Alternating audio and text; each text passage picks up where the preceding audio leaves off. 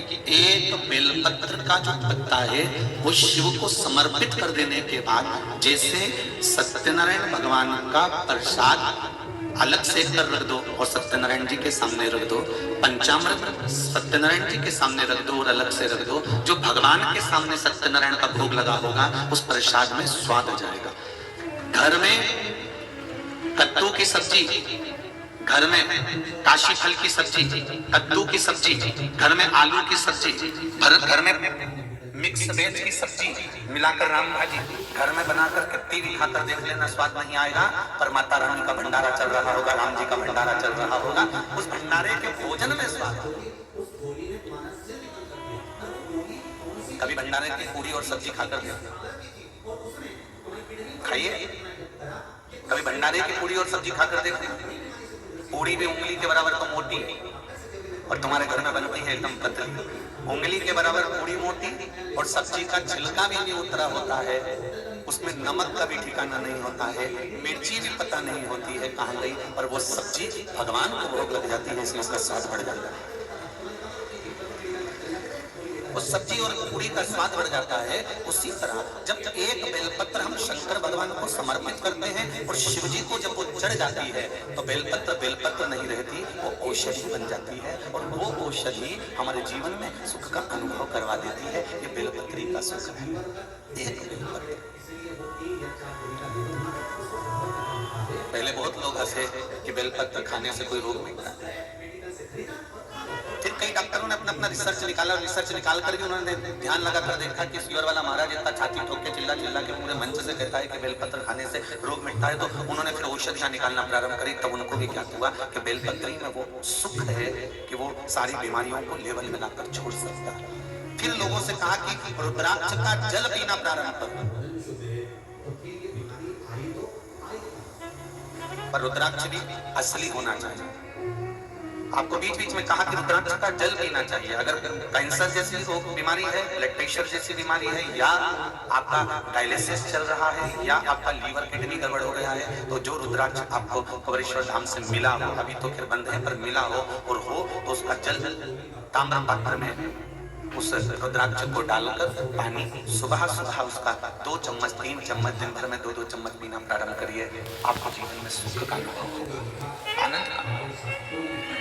एक रुद्राक्ष, भले दुनिया के लोग कहते हैं कि 2 रुपया के रुद्राक्ष के चक्कर में लोग सियोर वाले महाराज के चक्कर में पड़े हैं, या वहाँ रुद्राक्ष बांट रहे हैं, या ये बेलपत्री का ये कोई फल होता है क्या, उसका कोई प्रतीक, इसका कोई आनंद होता है क्या। पर मेरा तो निवेदन है, विश्वास कर उस परमात्मा पर अगर कोई कुछ पीता भी है ना, मीरा बाई के सामने जहर का प्याला आ गया और मीरा ने भगवान के सामने रखकर कह दिया, ले ठाकुर आरोग ले। मीरा को क्या मालूम था जहर था, मीरा को परमात्मा पर विश्वास था और मीराबाई ने जो पात्र भगवान को दिया, भगवान से कहा पालो, मीरा को तो लगा खीर है, भगवान का प्रसाद हो गई। उसका प्रसाद समझकर जब मीराबाई ने खीर पी तो वो अमृत बन गई। ये प्रसाद पर भी तो बल होता है।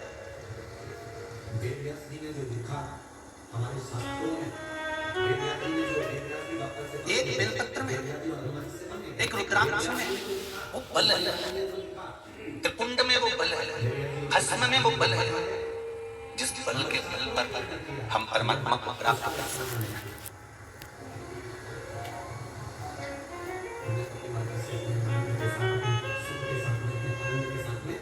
ब्रह्म कुमारी आश्रम के अंतर्गत ब्रह्म कुमारी की दीदियां हमको बताती हैं कि शिव एक बिंदु है। ब्रह्म कुमारी आश्रम में ब्रह्म कुमारी की दीदियां हमको बताती हैं कि शिव एक बिंदु है और वो बिंदु भी बहुत दशमलव से भी दशमलव, छोटे से भी छोटा, छोटे से भी छोटा, बहुत सारे अगर बिंदुओं का दर्शन करना हो ना तो उसके लिए भी एक रेजर आता है, उस रेजर को घुमाया जाता है तो सूर्य की किरणों से, और सरल भाषा में समझ लो, तुम्हारे यहाँ कांच है, दर्पण, धूप में खड़े होकर छांव की और दर्पण को करोगे तो धूप की जो रोशनी है उसमें बहुत बारीक बारीक बारीक बारीक बच्चे लोग देखते हैं, उसमें कण आते हैं, हवा। मेरा शिव, मेरा शंकर भी वो दशमलव से भी दशमलव बहुत छोटा सा बिंदु है। इसलिए बारंबार कहा जाता है कंकर में जम के बोलो जरा, कंकर में शंकर है। हर हर महादेव, घर घर, केवल हर हर से मतलब नहीं है, घर घर महादेव। प्रत्येक घर के अंदर महादेव है। भले तुम्हारे यहाँ शिवलिंग हो ना हो, पर अगर छोटा सा भी कण का मात्र भी अगर कोई बिंदु तुम्हारे दरवाजे पर है, तुम्हारे यहाँ जितने मनुष्य निवास करते हैं, जितने भाई बंधु कुटुंब परिवार वाले रहते हैं, ये सब शिव ही तो है।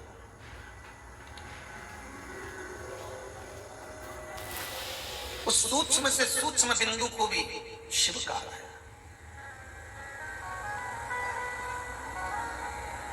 उसकी पहचान,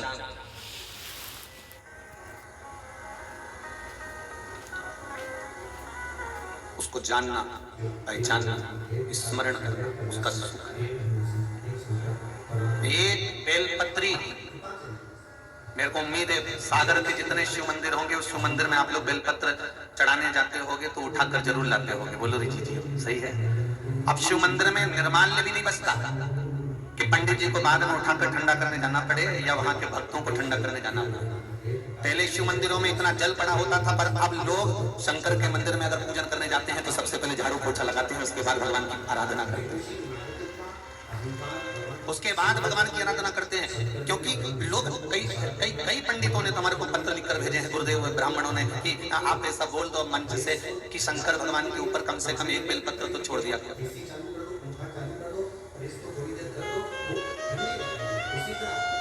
अमृत है उसका नाम, अमृत है उसकी औषधि।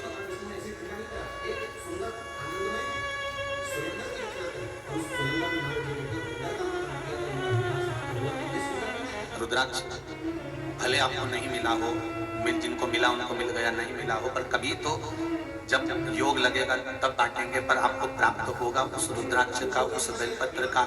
शिव पे चढ़े हुए उस बेलपत्र के महत्व को समझना है। राम जी ने भगवान शंकर का धनुष माता जानकी के स्वयंवर में तोड़ा था।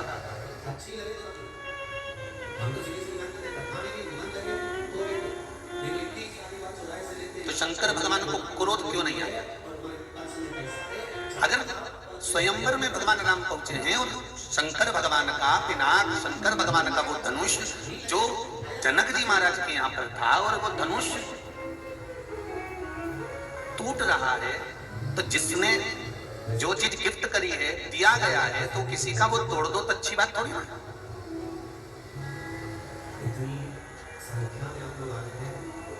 मेरी जीजियों और मेरे भाई, एक बात ध्यान रखना, इंगेजमेंट की जो अंगूठी होती है, सगाई की जो अंगूठी होती है ना, सारी अंगूठियां टूट जाए पर वो अंगूठी मत तोड़ना, और सारी उतर जाए पर वो मत उतारना। तुमने अगर वो उतार दी तो जगदम्बा तुम पे भारी हो जाएगी, और जगदम्बा ने उतार दी तो बेरू भारी हो जाएगी। उस क्योंकि गिफ्ट में दिया गया है, वो एक स्नेहवश दिया गया है, वो एक प्रेमवश दिया गया है। और जनक जी को परशुराम भगवान ने जो दिया था धनुष, वो प्रेमवश दिया था। नहीं तो परशुराम जी तो लेकर उसको रावण के पास भी गए थे, पर रावण को नहीं दिया। उन्होंने कहा रावण को नहीं दूंगा। अच्छा, कई लोगों ने मन में सोचा कि ये परशुराम भगवान भी ब्राह्मण है और रावण भी ब्राह्मण है, तो वो ब्राह्मण को देगा। हमारी शिव महापुराण की कथा करती है, हमारे वेद और हमारे शास्त्र करते हैं, हमारे शास्त्र वर्णन करते हैं। पहले दिन कथा में कहा था ब्राह्मण, क्षत्रिय, वैश्य और शूद्र, ये चार जोगी के चार पाए हैं, जिन पाए के ऊपर हमारे वेद और पुराण रखे हुए हैं। ये चार वर्ण नहीं, ये भगवान के चार पुष्प हैं जो भगवान अपने पास में रखे हैं।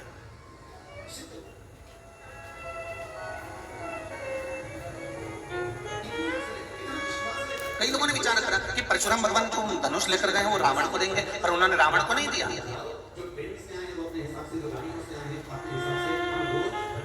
उन्होंने वो धनुष ले जाकर दिया है जनक जी को, और जनक जी को वो धनुष ले जाकर दिया और कहा ये धनुष आप रखिए। तो जनक जी ने पूछा इसका मैं क्या करूं, आप बताओ। कुछ नहीं, आपके पास में रखो, ये धरोहर में रखो, इसको संभाल के रखो, ये आपके लिए है। जब जरूरत पड़े आपको तब इस धनुष का प्रयोग करना। राजा जनक ने एक शब्द परशुराम भगवान से कहा था कि मुझे धनुष की जरूरत ही नहीं पड़ती है। पूरे विश्व में, पूरे संसार में केवल जनक जी का राज्य जैसा था जनकपुरी, जहां पर चोर भी पकड़ाता था तो उसको सजा नहीं दी जाती थी। एक किसी ने गलत काम भी कर दिया तो उसको जेल में नहीं डाला जाता था। जनकपुरी में ना तो जेल होती थी ना सजा दी जाती थी। जनकपुरी केवल पूरे विश्व में एक ऐसी थी जहां का राजा बैठता था, चोर आता था, उसको पकड़ कर लाते थे, जनक जी के सामने खड़ा कर देते थे और जनक जी उसके हाथ जोड़कर निवेदन करते थे, भाई बोलो तुमने चोरी क्यों करी है, तुम्हें किस चीज की जरूरत पड़ गई, इस नगर में कमी क्या पड़ गई जो तुमको चोरी करना पड़ी, भाई बोलो तो सही। और वो व्यक्ति चोर जनक जी के चरण पकड़ कर कहता था, ये चोरी का सामान आप रख लो, मैंने चोरी करी पर आगे से नहीं करूंगा। इसलिए जनकपुरी में ना जेल होती थी ना सजा होती थी।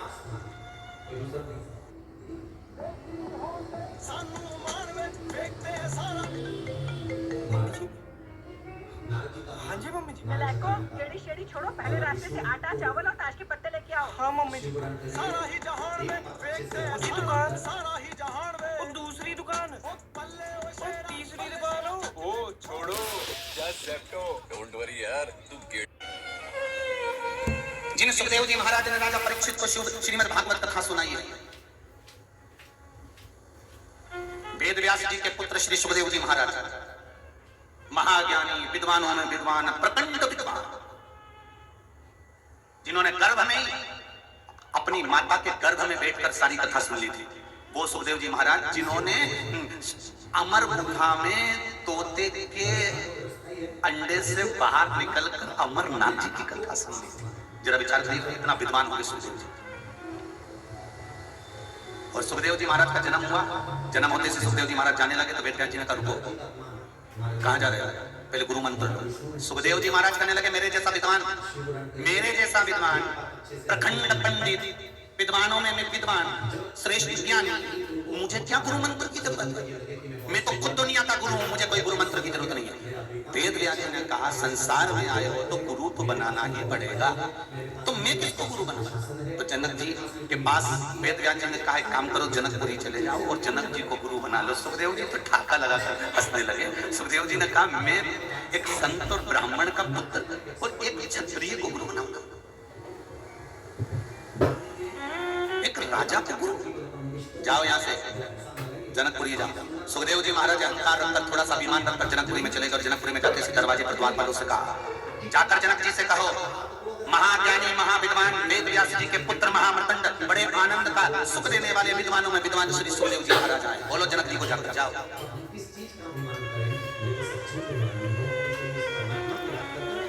तुम्हारी 1000 दुकान है, तुम्हारे घर में सोना और चांदी अंबरियों में भरा पड़ा है, तुम्हारे घर में ढेर सारा पकवान है, तुम्हारे पास में बहुत कुछ सुख के साधन है, फिर भी किसी सदगुरु के पास जाकर मत कहना कि मेरे पास में इतना है और मुझसे पहले लो। मैं ये पद पर हूं, मैं इस पद पर हूं, मेरी प्रतिष्ठा ये है, मेरी शान ये है, मेरी सत्ता ये है, मेरा वैभव ये है।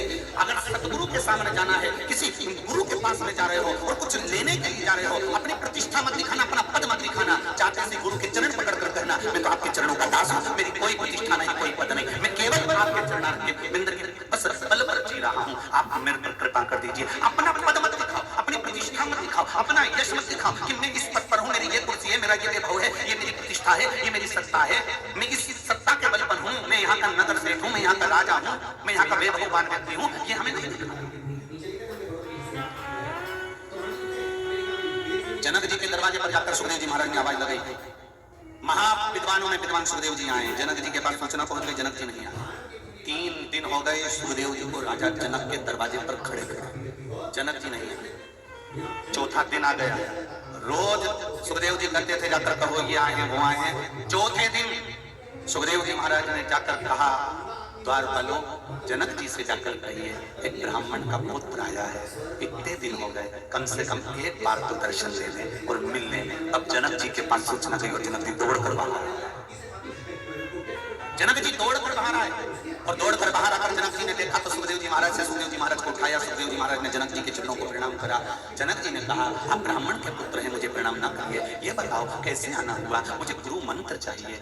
जनक जी ने कहा, मैंने तो 3 दिन तक आपके चेहरे का भाव देखा था, आपको गुरु मंत्र की जरूरत ही नहीं थी, फिर आप मुझसे गुरु मंत्र क्यों ले रहे हैं? तो सुखदेव जी ने कहा, ऐसा गुरु कहाँ मिलेगा मुझको, जिसकी यहाँ चोर भी पकड़ाता है तो मुंह पर के कर जाता है, डाकू भी पकड़ाता है तो मुंह पर के देकर जाता है। आपके नगर में ना जेल है, ना सजा है, ना कोई को मृत्यु दंड दिया जाता है, ना किसी को कारागार में डाला जाता है। आपके यहाँ ना तो जेल है, ना सजा है। जनकपुरी एक ऐसी पुरी है, ना यहाँ तो सजा होती है, ना कोई जेल होती है। यहाँ तो जो आता है सामने बोल कर जाता है। ऐसा नगर का राजा और ऐसा गुरु संसार में कभी नहीं मिल सकता। सुखदेव जी ने जनक जी को अपना गुरु बनाया है। अब तुम ध्यान से सुनना, जिस भागवत को राजा परीक्षित को सुखदेव जी सुना रहे हैं, जिस सुखदेव जी के पिता श्री वेदव्यास जी हैं, जिन वेदव्यास जी को गणेश जी महाराज ने पूरी श्रीमद् भागवत कथा लिखकर बताई, जिन सुखदेव जी महाराज ने भगवान शंकर के मुख से अमर कथा सुनी, वो सुखदेव जी महाराज का गुरु कोई साधारण नहीं था, क्षत्रिय एक राजा जनक जी थे, क्योंकि जनक जी के मन में भेद नहीं होता था।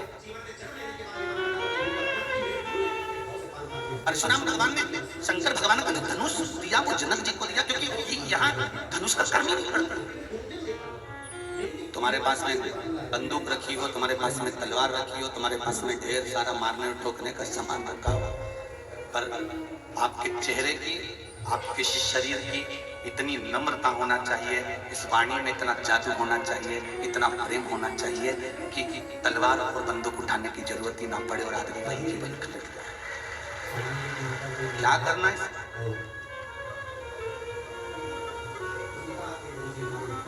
आज कोई मंदिर वाले बोल रहे थे कि हम गुरु जी का सम्मान करना चाहते हैं। हमारा निवेदन है आपसे, हमारा सम्मान कर कर क्या करोगे?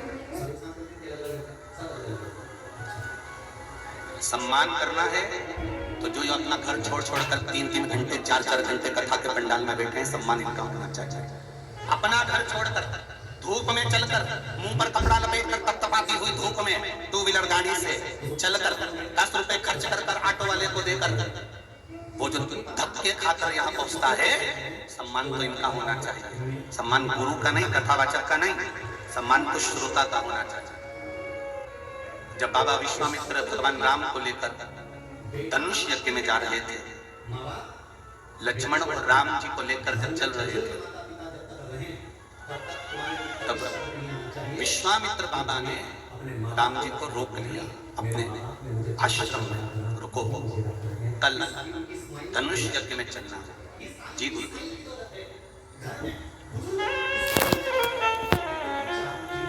चलिए, चलोगे? हाँ गुरुदेव। तो चलने से पहले एक काम करना है। विश्वामित्र जी कर, गुरु बहुत लंबी सोच लेता है। गुरु की जो दृष्टि होती है वो बहुत लंबी होती है, बहुत।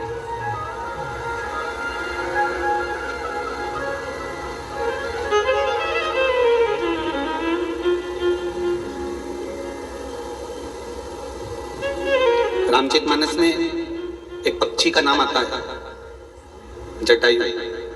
संपाति बोलो, आता है क्या कहता है? वो पक्षी कह रहा है, जटायु कह रहा है, गिद्ध कह रहा है, मैं अपनी दृष्टि से देख रहा हूं बहुत दूर माता सीता एक वृक्ष के नीचे बैठी हुई हैं। ये एक गिद्ध कह रहा है, मेरी दृष्टि बहुत दूर तक का देख रही है। सीता जी एक वृक्ष के नीचे बैठी हुई हैं, मैं अपनी दृष्टि से देख रहा हूं। शिव महापुराण की कथा कहती है, एक गिद्ध की दृष्टि बहुत दूर तक देख लेती है और एक सिद्ध की दृष्टि बहुत ऊंचा देख लेती है।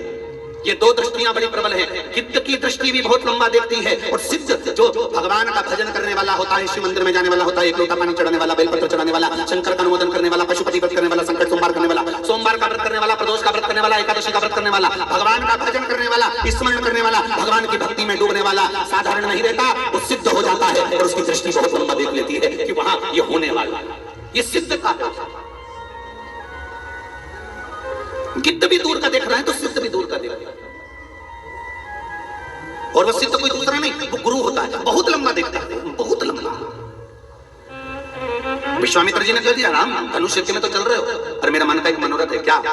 पार्थिव शिवलिंग का निर्माण करना है, पूजन करना है, अभिषेक करना है। ओ राम जी ने कहा आप क्या करिए गुरुदेव, करना क्या पड़ेगा, जाओ थोड़ी सी गंगा के तट की मिट्टी लेकर आओ। राम जी गए, मिट्टी लेकर आए और लाकर मिट्टी को रखा।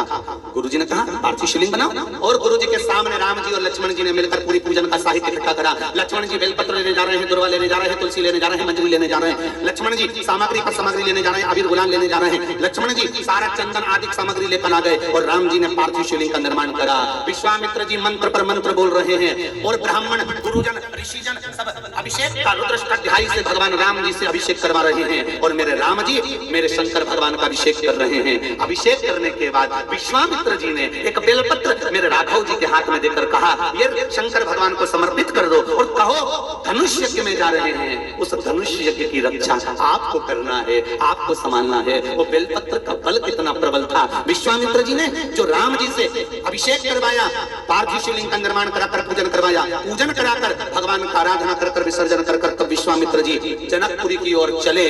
जब जनकपुरी की ओर चले तब सामने धनुष यज्ञ हो रहा है, एक से बढ़कर एक शूरवीर लंकाधिपति रावण तक उस धनुष को नहीं उठा पाए, तब सहस्त्र अर्जुन तक उस हजारों हाथों से धनुष को नहीं उठा पाया।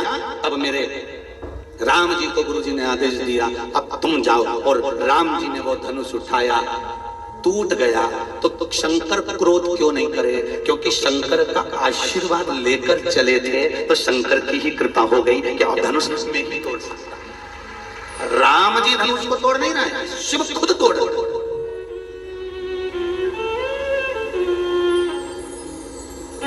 तीन तुम्हारे पशुपति व्रत अच्छे हो गए। कितने व्रत अच्छे हो गए बोलते जाओ जरा जमके। तीन पशुपति व्रत अच्छे हो गए, चौथे पशुपति व्रत में कुछ ना कुछ गड़बड़ी हो गई, कहीं जाना पड़ गया, आना पड़ गया, या रजोधर्म आ गया, या कोई तकलीफ आ गई, तो तुम दुखी मत होना। तुम्हारे व्रत अगर शंकर जी करा रहे हैं तो व्रत को तोड़वा भी कौन रहा है? जम के बोलो जरा, शंकर जी ही तोड़वा रहा है। देने वाला शिव है तो लेने वाला भी शिव है। व्रत शंकर भगवान करा रहे हैं और एकाध व्रत अगर खंडित हो गया, रुक गया, टूट गया तो वो भी जान कर कर शंकर जी करा रहे हैं, क्योंकि शिव जी को मालूम है कि तेरी समस्या विकट है, 5 व्रत में पूरी नहीं होगी, इसलिए शंकर जी ने कहा थोड़ी सी सप्लीमेंट्री लगा ले। ब्रह्मा जी ने भगवान विष्णु से कहते हमें ब्रह्मा बनना ही नहीं, हमको तो इस्तीफा चाहिए, हम नहीं कर रहे तुम्हारे यहाँ नौकरी।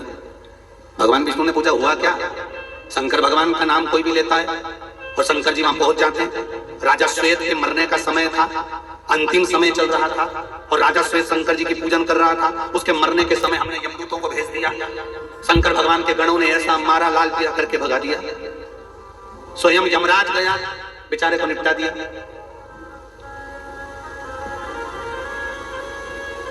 मृत्यु देवी को भेज दिया,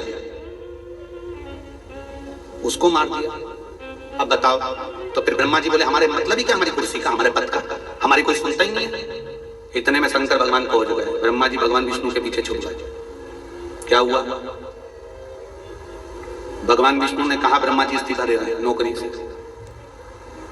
भगवान शंकर बोले दे देने दो, ये इस्तीफा देंगे हम इनको निपटा देंगे। ब्रह्मा जी बोले हर हर महादेव, प्रभु प्रभु क्षमा करिए। क्या हुआ बोलिए? अब हमें चलने क्यों नहीं देते? जब उसके मरने का समय था तो तुमने बचाया क्यों? भगवान शंकर ने भगवान विष्णु के सामने ब्रह्मा जी से कह दिया सुन लो नारायण और सुन लो ब्रह्मा जी, किसी के घर में आओ और किसी का सामान उठाकर ले जाओ तो पहले घर के मालिक से पूछना चाहिए, बोलो री जी सही है कि गलत? अरे बोलते जाओ सगर की जी सही है। तुम्हारे घर में कोई आ गया और तुम्हारा कूलर उठा के ले गया, तुम ले जान दोगी? तुम्हारे घर में आया कोई तुम्हारी प्रेस उठा के लेके ले जान दोगी? तुम्हारे घर में आकर कोई तुम्हारी टीवी निकाल के ले जान दोगी? तो ब्रह्मा जी ने पूछा हम किसी के घर में थोड़ी ना घुसे थे। शंकर भगवान ने कहा ब्रह्मा तुम ब्रह्मलोक में रहते हो, भगवान विष्णु वैकुंठ लोक में रहते हैं, ये पूरी पृथ्वी मेरा घर है, किसी मनुष्य को लेकर जाना है उठाकर तो पहले मेरी आज्ञा लीजिए कि उठा ले जाऊं, पहले आज्ञा मेरी लीजिए कि मैं लेके। भगवान शंकर से पूछ कर ले जाना। जब कमला यमदूत आते हैं पृथ्वी पर मृत्यु लोक में और आने के बाद में पूछते हैं शंकर भगवान से कमला भाई को ले जाऊं? शंकर जी सारे में कहते थे लीला उसके पास में बैठी है, कमला कथा सुन रही है, उसको छोड़ दे, लीला को ले जा। तो क्या अंतिम समय तो कमला का चल रहा था, बोल दिया ना बस फाइल नीचे दबा दो, इसके ऊपर कर दो, निपटा। ये भजन कर रही है क्या? ये शंकर के मंदिर जा रही है क्या? ये लोटा भर जल चढ़ा रही है क्या? ये श्री शिवाय नमस्तुभ्यम गा रही है क्या? अकाल मृत्यु वो मरे जो काम करे चंडाल का, आज उसका का क्या बिगाड़े जो भक्त हो महाकाल का। शंकर की आराधना करने वाले का बाल बाका नहीं हो सकता। आप करो तो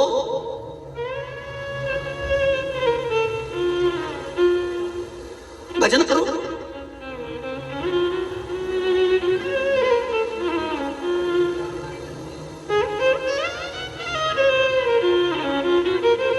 मृत्यु निश्चित आ सकती है, पर उस मृत्यु का सुख है भगवान का भजन। भगवान कैसे?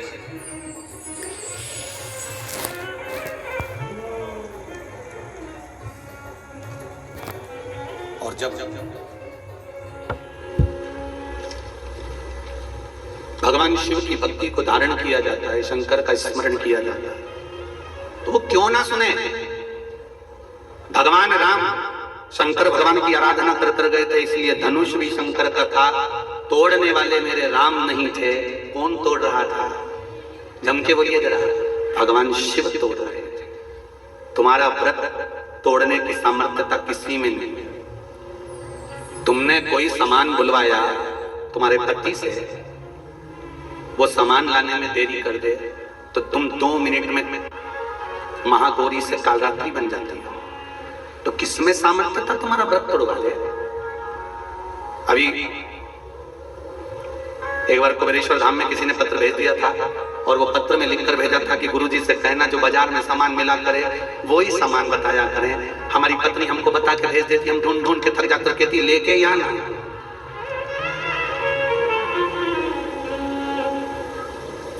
ये उसी में कहा है ना, जैसे एक सर्विस वाली पत्नी, पति भी सर्विस में था, पत्नी भी सर्विस में, पत्नी सर्विस वाले पति से लेकर जा रही है, सुनो बाथरूम में कपड़े पड़े हैं,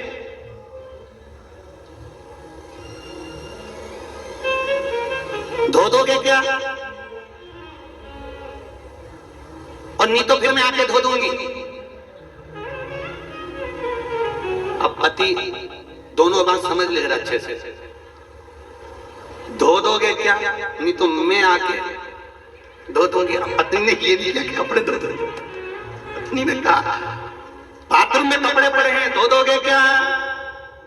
नहीं तो मैं आके धो दूंगी। अब पति उतनी में समझ गया, बेचारा बाल्टी में डाल के उसको मालूम था कि ये कपड़े का नहीं बोल रही, धोने का। उसको ये क्या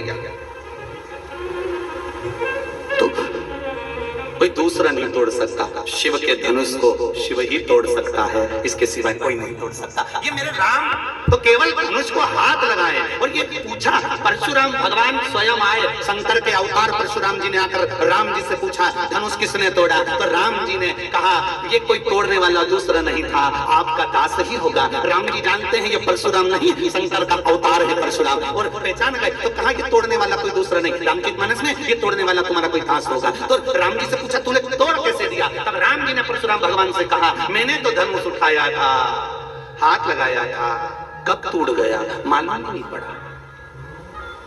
पता ही नहीं। किसी किसी की किस्मत में ही ऐसा होता है। बेचारा टीवी चालू कर रहा था, टीवी फूट गई, किस्मत में लिखा। किसी किसी कोई कोई बेचारी की किस्मत में ऐसा ही होता है। नए कप निकाले चाय पे रखे और सबको चाय पिला के बाथरूम में रख के आई और एक बार में ट्रे धड़ गई। किसी किसी की किस्मत में रहता है। कोई कोई बहुत अच्छा करना चाहता है, बहुत बढ़िया करना चाहता है, पर फिर भी उसके बुरा ही हो जाता है। अब करे क्या? राम जी से परशुराम भगवान ने पूछा क्यों धनुष तुमने तोड़ा? हाँ प्रभु तुम्हारा कोई दास होगा। अच्छा तो टूटा कैसे इतना बड़ा धनुष? तो राम जी ने रामचरितमानस में स्पष्ट किया कि मैंने तो धनुष चढ़ाया था। अच्छा फिर टूटा कैसे? पता ही नहीं। राम जी खुद कह रहे मुझे नहीं मालूम कि टूट कैसे गया, मैंने तो केवल चढ़ाया था। तब परशुराम जी के समझ में आ गया ये धनुष राम नहीं तोड़े हैं, जिसका था उसी ने तोड़ा है, उसी ने तोड़ा है। मोबाइल में लॉक लग जाता है ना, तुम्हारा जो लॉक होता है, तो वो लॉक कई मोबाइल में सब थंब लॉक होता है, जब तक वो अंगूठा नहीं दिखाए नहीं तब तक वो खोले ही नहीं। कोई कोई के फिंगर लॉक बोलते हैं उसको, है ना, यही बोलते हैं ना फिंगर लॉक। ऐसा हाथ लगाएगा तब जाकर वो खोलेगा, जो उंगली उसने उसमें लगा रखी वैसा उसको लगाएगा तब खोलेगा। उसी तरह ये शंकर जी का धनुष शंकर जी ने थंब लगा कर रखा था, ऐसे कैसे टूट जाएगा? इतने राजा उठे, एक एक राजा उस धनुष को उठाया, मोबाइल खुला, अरे बोलो तो समझ, लाख खोला, मोबाइल उठा नहीं, धनुष उठा नहीं, एक से बढ़कर एक राजा, सहस्त्रार्जुन आया, हजारों हाथों से उठाने लगा, पर थम नहीं लगा था तो नहीं उठा। रावण आया, उससे नहीं उठा। एक से बढ़कर एक वीर से वीर राजा आए, उन्होंने उठाया। जनक जी महाराज की तो आंख में आंसू थे, इनकी उम्र देख रहे हो कितनी छोटी उम्र है, इनसे कोई धनुष उठेगा? जब इतने बड़े बड़े विद्वान नहीं उठा, पर इनको क्या मालूम था? थम तो महादेव का था, और उन्होंने बस छुआ, शंकर जी को याद किया, आप ही का दिया हुआ है, आप नहीं संभालोगे तो कौन संभालेगा? बस यही जो राम जी ने किया था अपने विवाह के समय पर, जो राम जी ने किया था सीता जी को ढूंढने के समय पर, जो राम जी ने कहा था राम राज्य स्थापित करने से पहले, वो हमको याद रखना है कि हमें बस इतना महादेव से कहना है कि ये शरीर तुमने दिया है, परिवार तुमने दिया है, अगर तुम ही ना संभालोगे तो कौन संभालेगा? कौन संभालेगा? धनुष किसका था? जम के बोलो जरा। शिव जी का। तोड़ा किसने? राम जी तो केवल निमित्त थे, तोड़ा भी कोई दूसरा। शरीर किसने दिया आपका और हमारा? भगवान ने। तो पेट कौन भरेगा? जम के बोलो जरा। भगवान।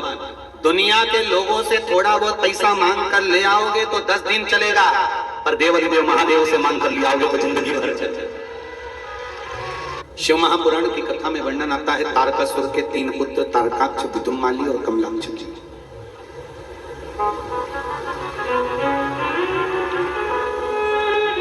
इन तीनों को मारने के लिए भगवान शंकर ने पशुपति नाथ बने थे।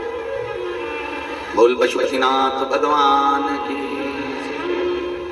शिव जी का एक नाम है पशुपति नाथ। पशुपति व्रत करने वाले लोग, मेरे बहन, मेरे भाई लोग, बच्चे, स्मरण में रहे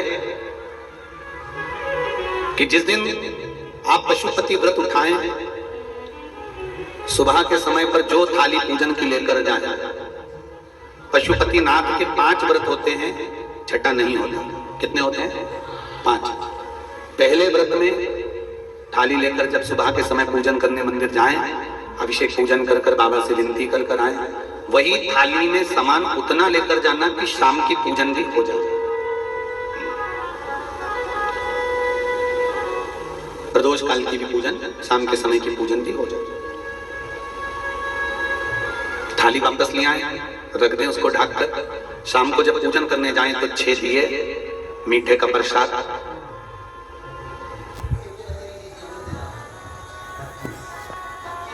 पति पत्नी अगर दोनों पशुपति व्रत कर रहे हैं तो दोनों की थाली अलग जाना चाहिए, दोनों का प्रसाद अलग जाना चाहिए।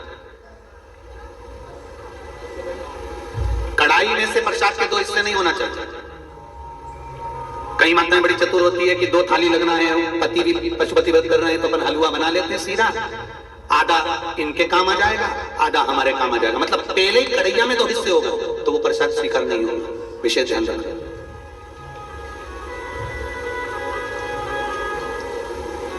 फिर पत्नी अपने पूजन के लिए हलवा बना ले, सीरा बना ले, पति अपने प्रसाद के लिए खीर बनवा ले, या कोई दूसरा मीठा कुछ बनाना हो तो वो बना लो। पर जो प्रसाद कढ़ैया में अगर सीरा बनाया है, हलवा बनाया है या खीर बनाई है, तो ये हिसाब से नहीं करना चाहिए कि इनके भी काम आ जाएगी और अपने भी काम आ जाएगी। मतलब प्रसाद के 2 हिस्से आपने उसी समय पर कर दिए तो वो व्रत की स्वीकृति नहीं है। इसका विशेष ध्यान रखें।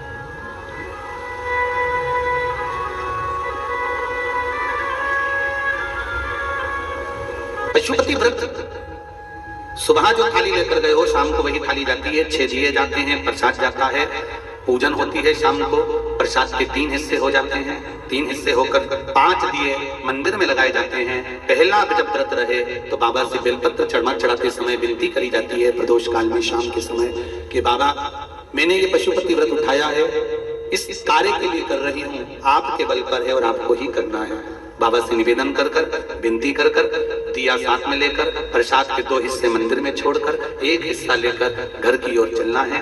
घर में प्रवेश करते समय राइट हैंड में सीधे हाथ की ओर बैठकर दिया लगाना है। चाहे तुम्हारा मुख दरवाजे की ओर हो, चाहे बाहर की ओर हो, पर प्रयास करा करो जब दरवाजे का दिया लगे राइट हैंड का तो मुख दरवाजे की ओर हो। सीधे हाथ की ओर दिया लगाओ आराम से बैठकर।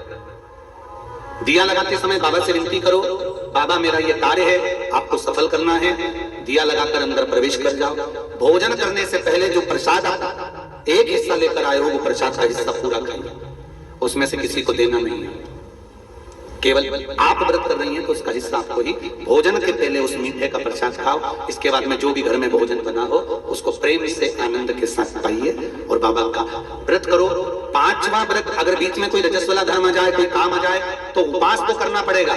एक समय फलाहार करो, एक समय भोजन करो, व्रत करो और पूजन भले मत करो, तो वो व्रत गिनती में नहीं आएगा।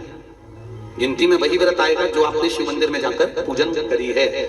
पशुपति नाथ का व्रत वैसे तो मंदिर के अंदर ही करना चाहिए, मंदिर पर ही होना चाहिए, पर साउथ में, दक्षिण में अगर मंदिर के अंदर नहीं जाने देते तो बेलपत्री के वृक्ष के नीचे करें, बेलपत्री के वृक्ष के नीचे भी नहीं करने देते तो फिर घर में करें।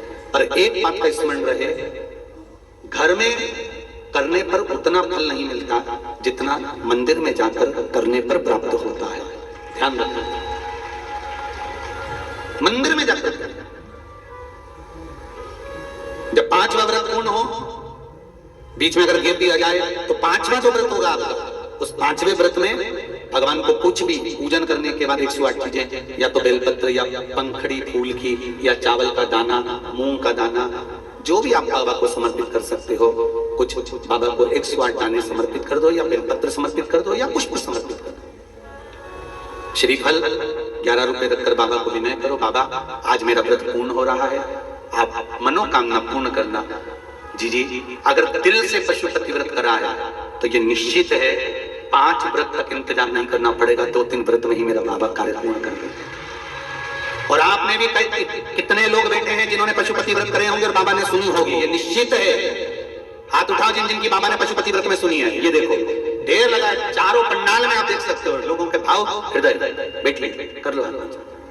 पशुपति व्रत का वो बल है। 5वां व्रत पूर्ण हो, बाबा को विनती कर कर वैसे की वैसे दिया लगाकर, श्रीफल 11 रुपए रखकर वापिस अपने घर आ जाओ, एक दिया प्रज्वलित कर कर अंदर प्रवेश करो, फिर वापिस भोजन ग्रहण करो। उससे पहले प्रसाद पाइए, बाबा का गुणगान गाइए। प्रयास करना पशुपति व्रत जिस दिन रहे उस दिन श्री शिवाय नमस्तुभ्यम, मंदिर में भी अगर पूजन कर रहे हो तो श्री शिवाय नमस्तुभ्यम या पंचाक्षर नमः शिवाय या षडाक्षर ओम नमः शिवाय मंत्र का स्मरण करते रहिए। शिव की पूजन करो, आराधना दिल से निवेदन करो, दिल से बाबा से विनय करो, निवेदन करो, विनती करो और पशुपति व्रत दिल से करो। जो व्रत हम कर रहे हैं या शिव जी के जो उपाय बताए जाते हैं वो अगर हम करते हैं तो दिखावा कर कर में विश्वास रख कर करोगे और तिलक जुड़ गया तो निश्चित है कि वो कार्य सफल जरूर होगा, निश्चित है। सारी समस्या का हल एक लोटा जल।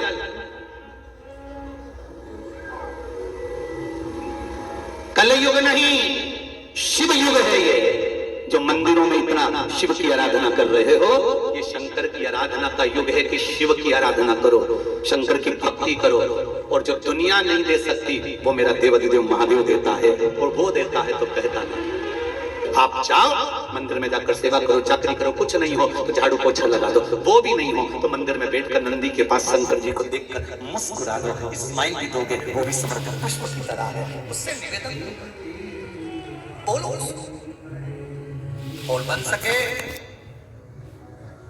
योग साधना कर कर, तप साधना कर कर, योग साधना कर कर आप योगी नहीं बन सकते, मत बनो, पर किसी की सहायता कर कर उपयोगी बन जाओ। किसी की सहायता कर, योगी नहीं बनना है हमको, उपयोगी बनना है। कुछ किसी के लिए अच्छा हो सकता है। तारकासुर के 3 पुत्र तारकाक्ष, विदुमाली और कमलाक्ष की ये तीनों के प्राण छूट गए, तीनों मर गए। और इनके मृत्यु के पश्चात जो भगवान शंकर का एक स्वरूप उत्पन्न हुआ है वो पशुपतिनाथ का स्वरूप उत्पन्न हुआ है। इस व्रत की इतनी प्रबलता क्यों है? कारण क्या हुआ? क्यों पशुपति व्रत की महत्वता है? क्यों वर्णन आता है शिव महापुराण के अंतर्गत? शिव महापुराण में वर्णन आता है, साथ में एक महाभारत के कौन सा पर्व है उसमें भी इसका वर्णन आता है, पशुपति व्रत का। पशुपति व्रत का। जिस समय पर भगवान कृष्ण के पास में पांडव जाकर कहते हैं कि प्रभु हमें बताओ, हमें वैकुंठ मिलेगा कि नरक मिलेगा, तब भगवान कृष्ण ने कहा तुमने कोई बहुत अच्छा कार्य नहीं करा जो तुमको वैकुंठ मिल जाए। तुम्हारे अपनों का तुमने वध किया, गुरु का तुमने वध करा है, सामने सेना में कई ब्राह्मण भी युद्ध लड़ रहे थे कौरवों की ओर से, उनका तुमने वध करा है। इसलिए पांडव तुम्हें तो नरक का भोग तो भोगना पड़ेगा। पांडवों की आंख में आंसू भर गए, हमारी इस नरक का भोग ना भोगना पड़े उसके लिए कोई उपाय बताएं। तब भगवान कृष्ण ने कहा कि तुम शंकर की आराधना करो, शिव जी का गुणगान करो, शिव को ढूंढो और उनसे पूछो कि मुझे नरक ना भोगना पड़े उसके लिए क्या करना पड़ेगा। तब भगवान शंकर को ढूंढने के लिए पांडव चले। ये महाभारत का चरित्र है। और ढूंढते ढूंढते चलते चलते सब दूर जाते, जहां ये भगवान शंकर को ढूंढने जाते, शंकर भगवान वहीं से ओझल हो जाते, छुप जाते। ढूंढते ढूंढते ये पहुंच गए नर नारायण पर्वत पर। इन्होंने सोच लिया इतनी ऊपर आ गए हैं, यहां से अब शंकर जी को पाए बिगड़ नहीं जाएंगे। बैठ गए वहीं तब साधना करने के लिए। अपार ठंड, अपार बर्फ गिर रहा है और पांडव बैठे हैं शिव को पाने के लिए। शंकर भगवान इनकी परीक्षा लेने के लिए वहां से शिव जी गायब हो गए, एक बेल का रूप रखकर चले गए। महाभारत कथा में पशुपति व्रत की कथा का वर्णन सुनिए। शिव गए, शंकर भगवान एक नंदी बनकर वहां से ओझल हो गए। कई दिन तक पांडव नर नारायण पर्वत पर बैठकर तप करते रहे। बेटे आए भगवान शंकर, भगवान शिव बेल का रूप लेकर आए, नंदी का रूप लेकर आए, और नंदी का रूप लेकर आकर भगवान शंकर उनके सामने प्रकट हो गए। प्रकट होने के बाद शंकर भगवान वहां से जाने लगे, एक कंदरा में समाने लगे। तब पूंछ पकड़कर भीम ने शिव जी को खींचना चाहा। शंकर भगवान का ये शीश वहां भीतर के भीतर रहकर टूटकर दूसरी जगह चले गया। शंकर जी का जो नंदी का भाग था पीठ और ऊपर का भाग उबड़, वो वहीं की वहीं रह गए। तब अर्जुन ने आवाज लगाकर कहा मेरे कृष्ण की आन है, शिव जी आप आओ तो सही। उस स्थान पर केदारेश्वर महादेव प्रकट हो गए, भगवान शिव प्रकट हुए। भगवान शंकर ने कहा मैं पशु बनकर छुपा हूं और तुमने मुझे प्रकट करा, तुमने मेरी प्रागट्यता करी है, आज मेरा दर्शन तुमको हुआ है। इतने दिन तक तुम धारण कर कर बेलपत्र चढ़ाते थे, दीप लगाते थे, मेरी आराधना करते थे। यही व्रत का फल, इसी पशुपति व्रत का दर्शन किया। इसलिए तुम जाओ, तुम्हारे लिए वैकुंठ के मार्ग खुले हुए हैं। पर एक बात याद रखना, थोड़ी देर के लिए तुम्हें नरक का भोग तो भोगना पड़ेगा, क्योंकि तुमने अपने हाथों से कर्म बेकार करा है। शिव की आराधना करना चले। पशुपति व्रत का प्रमाण कितना प्रबल है। शंकर भगवान पशु बनकर देवताओं के हित के लिए तारकाक्ष, विदुमाली और कमलाक्षी को मारते हैं। माता पार्वती उनके वियोग को देखकर रोती हैं, बिलखती हैं, आंखों से आंसू माता पार्वती के बह रहा है। माता पार्वती के नैनों से अश्रु बह रहे हैं। देव ऋषि नारद का आगमन हुआ। श्रीमन नारायण, श्रीमन नारायण, श्रीमन नारायण। देव ऋषि नारद का आगमन हुआ तो पार्वती जी ने हाथ जोड़कर निवेदन करा, देव ऋषि नारद को, आप मेरे गुरु हो, बचपन में आपने मुझे ज्ञान दिया था कि शंकर की आराधना करो तो शिव मिलेंगे, तो मैंने शिव की आराधना करी, शंकर मुझे मिले।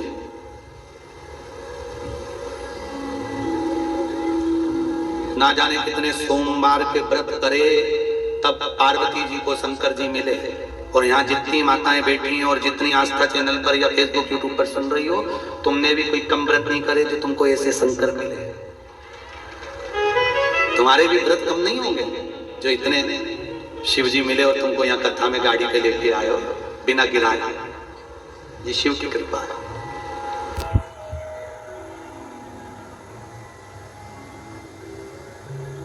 ये प्रभु की कृपा है। अब देव ऋषि नारद से माता पार्वती जी ने पूछा कि कोई उपाय बताओ मेरे प्रभु आ जाएं। देव ऋषि नारद ने कहा तुमको मालूम नहीं है, तुम्हारे पति तो पशु बन गए। नंदी का रूप रखा उन्होंने बहुत विशाल, और उनका सिर भी कटा। मेरे पति का सिर कटा? हाँ, अगर मेरे पति का सिर कटा है तो मेरे दुख को काटने के लिए मुझे क्या करना पड़ेगा? देव ऋषि नारद ने कहा, एक काम करिए, आप शंकर की आराधना करना प्रारंभ करो, कुछ ही दिन में शिव आपको प्राप्त होंगे। सिर कटने के बाद किसका जुड़ता है? और पार्वती जी ने जो शिव की आराधना करी, भगवान शंकर का ऐसा पशुपति व्रत का फल मिला कि पार्वती का दुख कटकर शिव सामने आकर खड़े हो गए। ये शिव की कृपा है।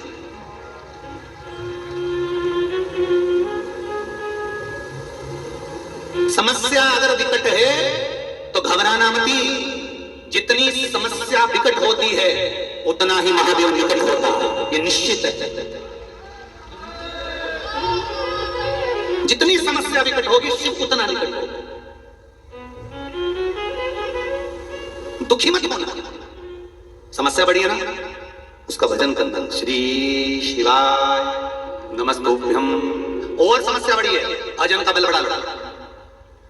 समस्या और ज्यादा बड़ी है तो शंकर जी के मंदिर में, जैसे डॉक्टर कहता है 3 टाइम गोली खाओ, समस्या बड़ी हो तो शंकर के गुणगान 3 बार गाना प्रारंभ कर दो, सुबह दोपहर शाम 3 टाइम गोली खाओ, आराम लगना प्रारंभ हो जाएगा। ज्यादा समस्या है, शंकर के मंदिर जाओ। तो क्या दिन में तो मंदिर बंद रहता है? मंदिर भले बंद रहेगा, शिखर थोड़ी ना बंद रहेगा, उसके दरवाजे पर जाकर के कराना, आ गई हूं, ध्यान रखना, प्रणाम करता रहे, बस चेहरा दिखाना उसके द्वार पर और बोलकर।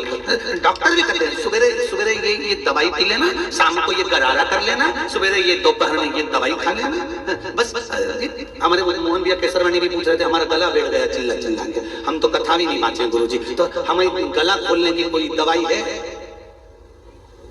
हमने कहा एक ही दवाई है, 1 लोटा, बस जाओ चढ़ाओ, आचमन करो, वापिस आ जाओ। अब क्या करेगा? हम भी तो वही करते थे। अगर कभी बोल बोल कर गला गड़बड़ हो जाए तो शिव जी को बस मंदिर में जाके 1 लोटा जल चढ़ा, कटोरी भर के पानी लिया, शंकर भगवान को नियार्थ नियार्थ नियार्थ नियार्थ नियार्थ। ठीक है, ठीक है, करना क्या उसको? पहले प्रैक्टिकल अपने ऊपर करो, फल मिल रहा है नहीं मिल रहा है, उसके बाद जनमानस करो, फल मिलेगा निश्चित है। पार्वती जी की समस्या विकट थी, भगवान शंकर कैसे मिलेंगे? पार्वती जी की समस्या को मिटाने के लिए भगवान देवऋषि नारद ने कहा शिव की आराधना करो। शंकर की आराधना करी, आराधना करते करते करते करते प्रदोष का समय आ गया। प्रदोष का समय आया, माता पार्वती ने आराधना में देरी नहीं करी। भगवान को रिझाने के लिए, जो माता पार्वती भगवान शंकर को रिझाने के लिए जो भोग बनाती थी, प्रसाद बनाती थी, वही पार्वती जी ने प्रसाद का निर्माण करा। प्रदोष काल में पार्वती जी ने शिव की आराधना कर वो प्रसाद का भोग लगाया। शंकर को बुलाने के लिए उनकी पसंद का पकवान, उनकी पसंद का प्रसाद सामने रख दिया। इसीलिए पशुपति व्रत में शाम के टाइम पर प्रसाद का महत्व होता है। बहुत समस्या है, बहुत टेंशन है, शंकर के मंदिर में थोड़ी देर जाकर बैठो, प्रयास करो, षडाक्षर मंत्र ओम नमः शिवाय, पंचाक्षर मंत्र नमः शिवाय, श्री शिवाय नमस्ते, मंत्र स्मरण में टूट।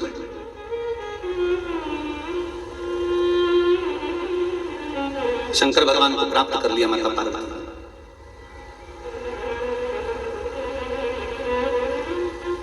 पार्वती जी ने पूछा प्रभु ऐसे कौन से असुर थे राक्षस जिनका संहार करने के लिए आपको पशु बनना पड़ा? भगवान शंकर कहते हैं राक्षस का संहार करने के लिए मैं पशु नहीं बनाऊं। शिव जी कहते हैं पार्वती से सुनो पार्वती, मैं 33 कोटि देवी देवताओं को पशु बनाया था, उनके उद्धार के लिए मैं पशुपति नाथ बना, उनके उद्धार के लिए। राक्षसों के संहार के लिए मुझे पशु बनने की जरूरत नहीं, मैं तो उद्धार के लिए। और ये पशुपति जो व्रत है ना, हमको तो लगता है ये संपूर्ण विश्व के उद्धार के लिए है।